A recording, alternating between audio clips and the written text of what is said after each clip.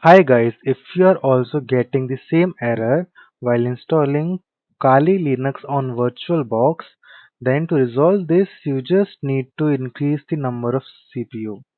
So for that, first of all let's power off this machine. Now select your virtual machine and navigate to settings.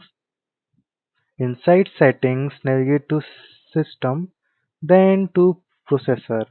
Now just increase the number of CPU from 1 to at least 2. Now click on OK. Then restart the machine. Now wait for some time to get it load.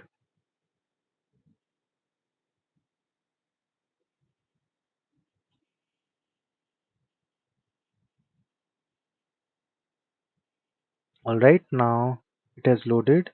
Now we have these many install options. So just click enter on the graphical install, and now the error should have been resolved.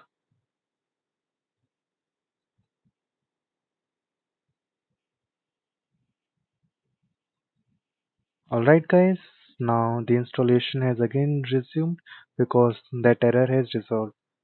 Thanks for watching the video.